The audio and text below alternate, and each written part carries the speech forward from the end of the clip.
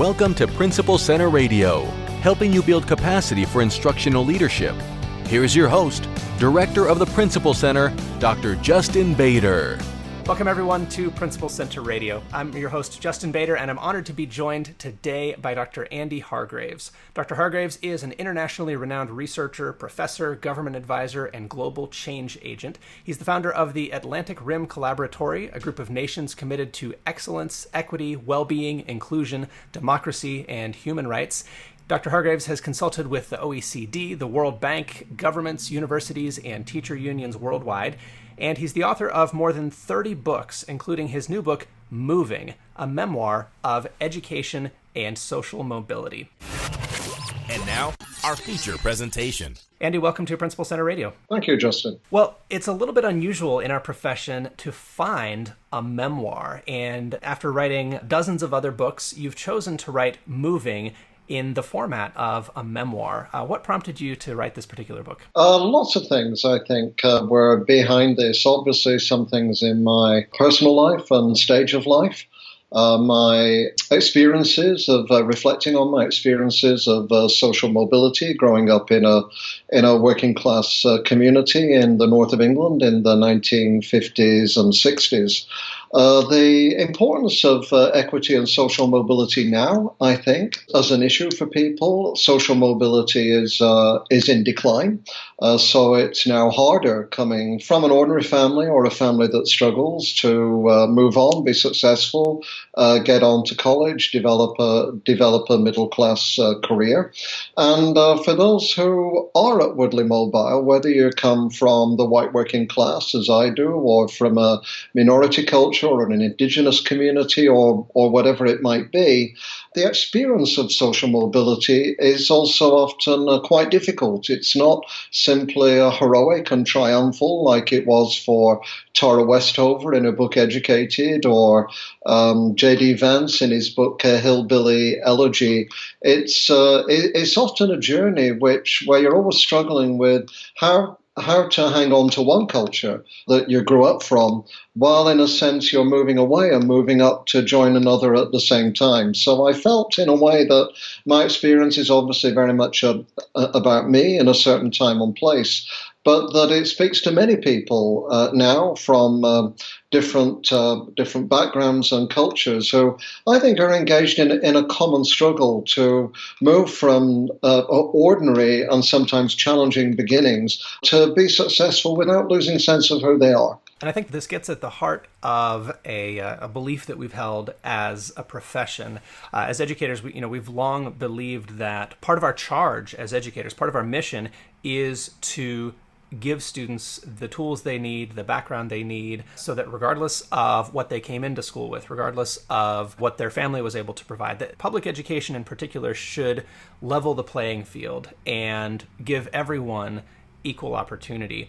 And you said just a moment ago that has become harder, that mobility is perhaps on the decline. What are some of the forces that are contributing to that decline of mobility? In societies around the world, including in the United States, massive economic inequalities. So wealth is being concentrated into fewer and fewer hands. That's being not passed on to people below, not being put into public service, public institutions, whether they are libraries or housing or public schools. So people who are trying to make it up have less behind them than I did. I had a free university education.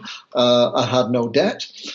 Probably if people would have told me, I'd be racking up something like $50,000 debt per year, which happens in the UK now just as much as it happens in the US.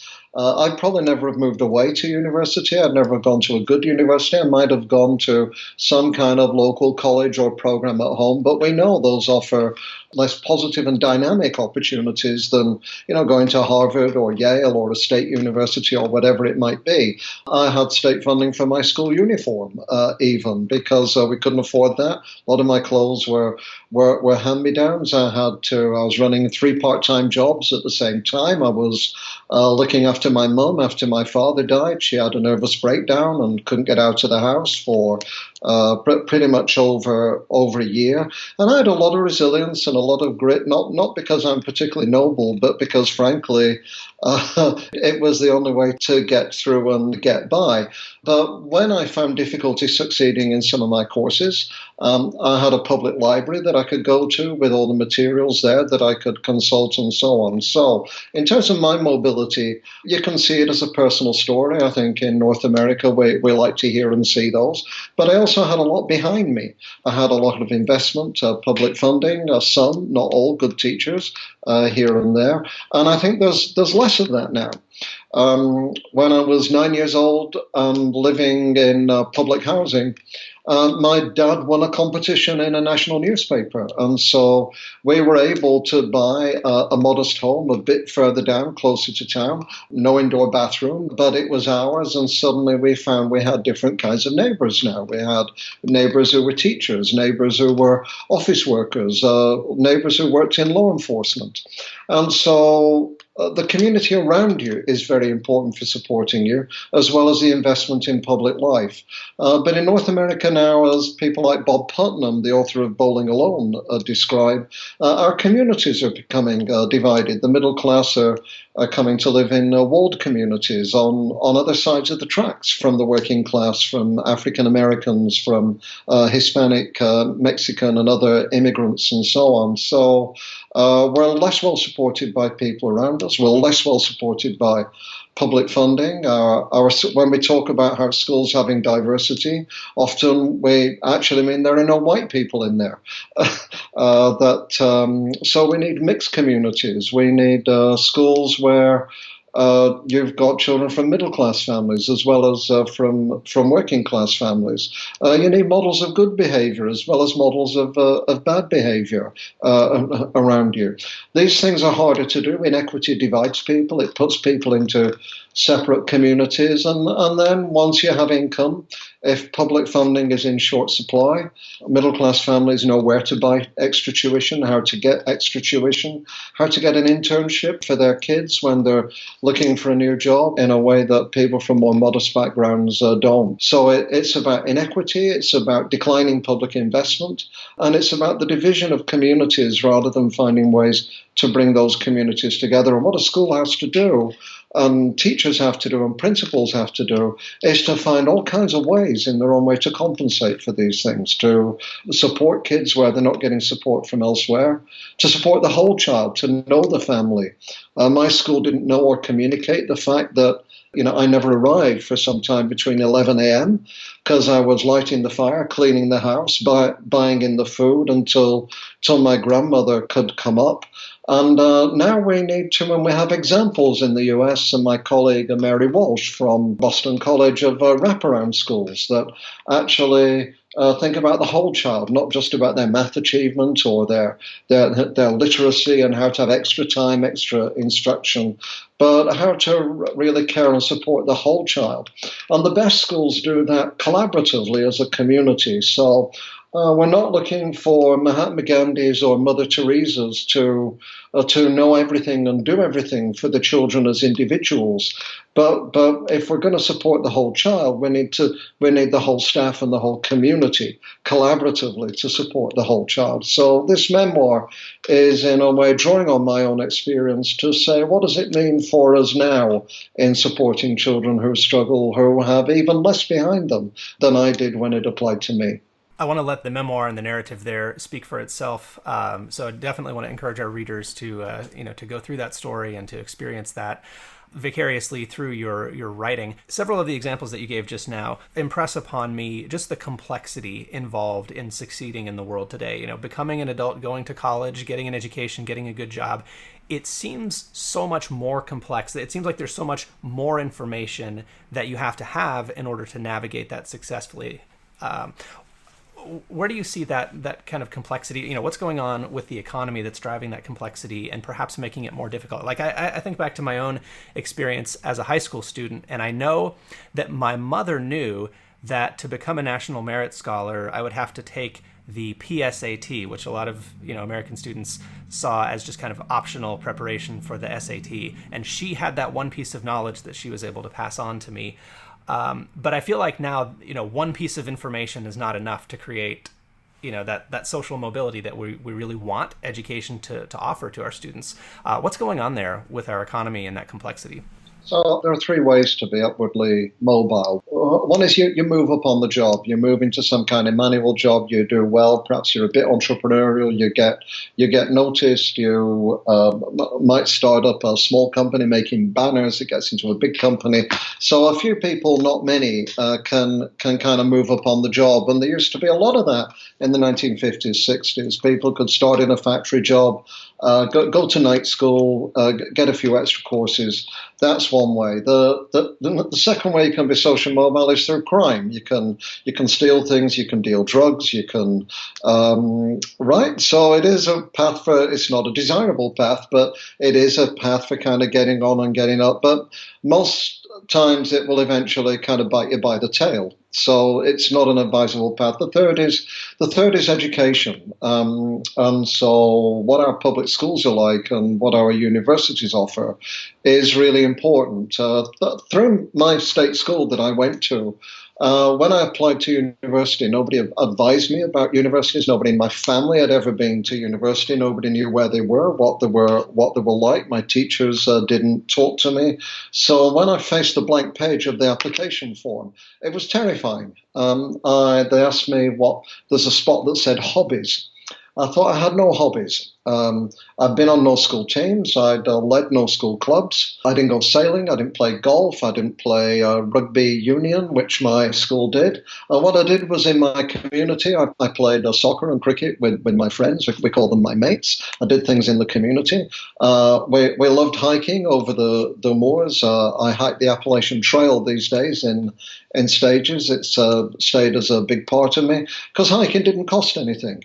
But walking over rough moorlands for 15 miles a day didn't count as leadership. And yet I planned a 270-mile hike up the spine of England with a girlfriend of mine when I was 17. Never thought of listing this as a hobby or as leadership or as anything else. Never thought of looking after my mum and my family actually as leadership, which it was, because taking care of things in the home, getting her out of the house, getting her back up and healthy and back into work, all this is leadership. None of this counts as leadership. We see it as a deficit. We see this as a problem. We see this as something to hide and to be ashamed of. And so a really simple thing schools and colleges can do is create a space on the application form at a point in the interview where people can talk about not what they don't have, but what they do have, and what that looks like in working class and ethnic minority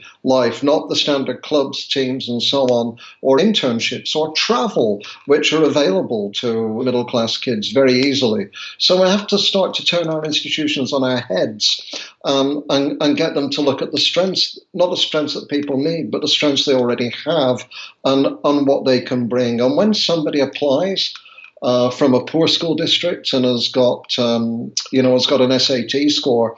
If you've got an SAT score and you're applying from a poor postcode, your SAT score should be worth more than the SAT score from somebody who's not from a poor postcode. And we should have ways of accounting for that. And we should make internships illegal. Because internships are free labor, and the only internships that should be permissible, and there's ways to legislate this, should be through an accredited educational institution. That gives everybody the opportunity for an internship, and it also means that companies and corporations no longer get free labor, so they actually have to offer jobs for people who are looking for entry-level positions. So there's we talk about this as if it's hopeless. Money is locked up in a very tight, small 1%. There's less to play with for the rest of us, but there's lots that institutions can do now, actually, to give kids a hand up. That doesn't mean more resilience. It means all that, more grit, all the things that Angela Duckworth talks about. But it does mean turning institutions on their head and thinking about helping kids as they are and not how they want the kids to be. Very well said. Yeah, so many examples there of where basically money has created an advantage earlier and earlier for the kids who have it, and it, it produces these opportunity gaps that no amount of grit and studying and hard work for a child who doesn't have those advantages, and thinking about who designs these systems that honor that advantage, that perpetuate that advantage. I think we have to, as educators, take some responsibility for saying, hey, if we have a system where if you got to be on the rowing team and play golf, you should get a better education, that's not a system that's going to create equity and going to create that, that social mobility that we're supposedly here to create. Huh? I'm hearing, that there's resonances of what I've described in your background, and I'm hoping that when I've talked about bits of this book and about myself, and my own narrative. But some people cry when I talk about that. In some places they laugh because some parts of it are ridiculously funny. But in some parts they cry, particularly, when I talk about being home, missing school, kind of trying to take care of the family instead of the family taking care of me. And then I ask people why they cry, and they're not crying for me. They're either crying for themselves because many teachers actually come from, it's the only middle class job they know, and they want to help kids who went through things like they did. So many teachers come from that kind of background, and they're crying for the kids. They're crying for the kids that they teach who go through these kinds of things, and whether the kids are Chinese American or indigenous or but kids who have to look after their brothers and sisters who's might have a parent who's sick or dead or in prison or whatever it might be. So I hope what this book does is it speaks to many teachers who have had struggles in their life and many teachers who have all kinds of kids who have struggles in their life, and helps them to think more about how as a whole school we can support them. So, Dr. Hargreaves, as you consult with governments, with international bodies who advise on education policy, typically we look at a lot of data, we look at a lot of numbers, we look at a lot of economic statistics, but you've chosen in this book to take a narrative approach in the vein of J.D. Vance's Hillbilly Elegy or Tara Westover's Educated. Why is it so important that we see what's happening in the economy, see what's happening in society and causing people to be left behind? Why is it so important that we see that as a story? The town I grew up in is in the north of England. It's an old mill town. When I grew up, it was 100% white working class, apart from the Indian restaurant under the railway viaduct, the Chinese restaurant on the other side of town, and the 5 Jewish kids in my high school who disappeared from morning assembly for reasons we never understood, and then returned again afterwards while we'd all been singing Christian hymns. And that was diversity until I was getting towards the end of high school, and then lots of Pakistani immigrants came into the community. And I come from a very proud people who work hard, support each other through thick and thin, neighbors, family, have an incredible loyalty and tightness. They're like Bruce Springsteen on steroids, basically. And there are many towns like this in North America, Youngstown, the mill towns of New England and so on. But there are also people who are suspicious of outsiders. Outsiders include people from the south of England as well as people from the north of England. So suspicious of anybody who's different. And when the jobs disappear and things get hard, it's easy for that to turn into what look like forms of prejudice against particular kinds of outsiders. So when Brexit happened, when the UK left the European Union on January 31st, 2020, one of the most pro-Brexit towns in the country was mine. Almost 70% of people in my community voted for Brexit. The BBC came to my town and towns around it as the paradigm case of people who wanted to get out of Europe, feel they could take control of their lives, feel like other people weren't speaking to them, other people weren't talking to them. And we know the whole narrative of America has been around this over the last few years. People who feel left behind, not recognized, and so on. I think we've developed very good ways of talking about many kinds of disadvantage, inequity, and marginalization in the last 20 years or so, about homophobia, about LGBTQ, about immigrants, about Native American communities, about all these kinds, and of course about historic African Americans, about all these groups who struggle, who've been marginalized, who've suffered from prejudice and so on. And in all this, we've not found a way to talk also about the white working class and their struggles and prejudice. And we associate rightly, historically, intellectually, whiteness with privilege. I'm immensely privileged. I think probably, Justin, you'd say you were too. But if you live in Appalachia, if you're the biggest part of the opioid addiction problem, if you've experienced homelessness, joblessness, if you are employed but you're working 3 jobs to make ends meet and you're barely getting by, it's hard to see yourself as privileged, even though technically, intellectually, historically, you are. And but it's hard for us to know what to do about this. We can have a gay pride day, but you can't have a poor pride day. You can have Black History Month, but if you had White History Month, the consequences of that and the meaning of that would be dreadful. So I think really what we truly need to strive for is not to pit the needs of the white working class against other inequities and sources of diversity and say, me too, don't forget about me, and vice versa. But we need to find a narrative, and change is not just about data and stats, it's about narrative. We need to find a narrative where we recognize that actually historically in America we're all immigrants.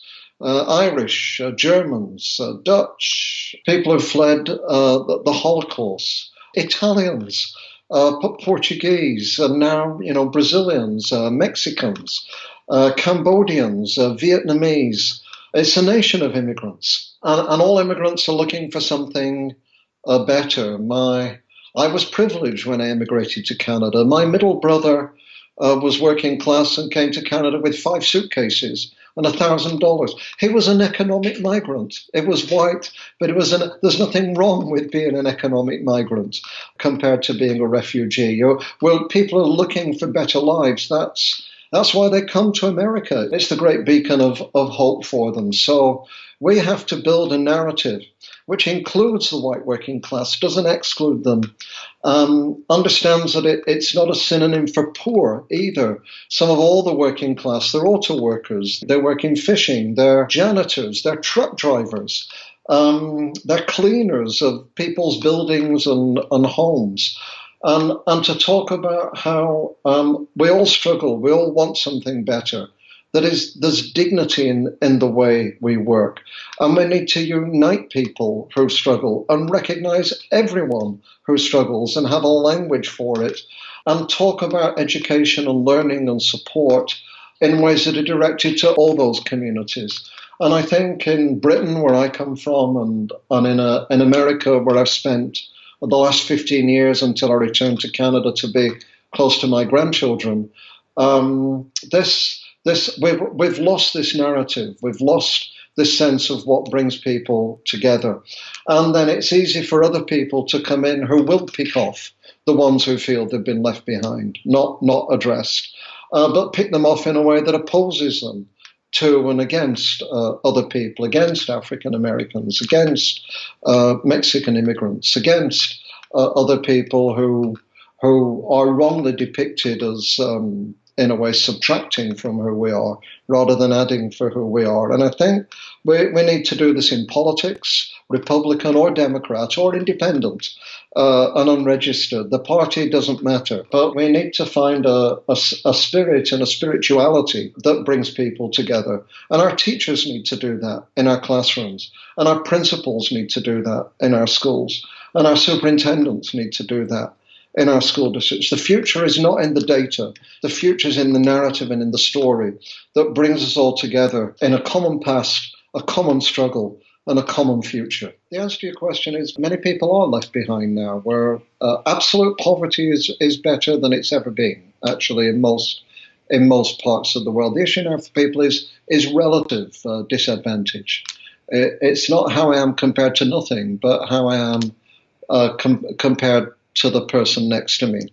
And if we don't understand that most of our problems now come from indecent concentrations of wealth that are not passed on, that don't trickle down, that mean a shrinking rather than expanding public sector. And by the way, when you have a strong public sector, it's more jobs. So public sector has less nepotism. It has less brothers, uncles, aunts, cousins who can give you a line into this corporation or this company. So a stronger public sector actually means more mobility. To have a stronger public sector, people have to pay more taxes. Most of those taxes are not just income taxes. They are corporate taxes. They're corporate taxes from Starbucks, from Amazon, from huge companies who do not pay tax in the countries where they trade, for example. So what people see subjectively is not that. They see the person who's just got a bit more than them, who looks like they've got an unfair advantage. Until we solve that problem, we'll have a meaner society, a more competitive, in a bad way, society, a more prejudicial society, because, as they say, when the water hole dries up, the animals all look at each other differently.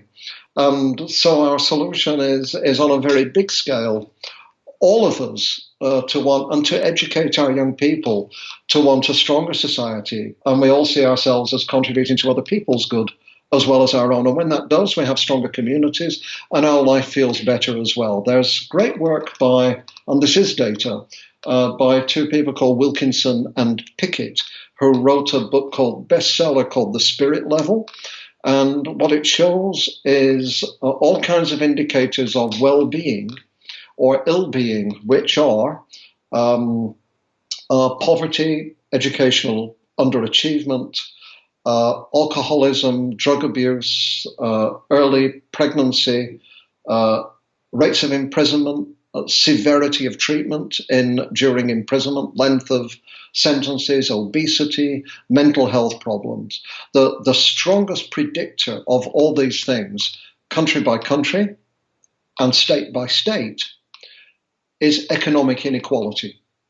So if you want greater well-being, including for yourself, then it makes sense to want a world and to strive for a world where we're not socialist, but we're all a bit closer together, and the gaps aren't so great, and it becomes better able to build community, and stronger community means stronger families and stronger mental health and stronger well-being. And that's our task now. So the book is Moving, a memoir of education and social mobility. Andy Hargreaves, thanks so much for joining me on Principal Center Radio. It's been an honor. Thank you. Bye-bye, Justin. Thanks for listening to Principal Center Radio. For more great episodes, subscribe on our website at principalcenter.com/radio.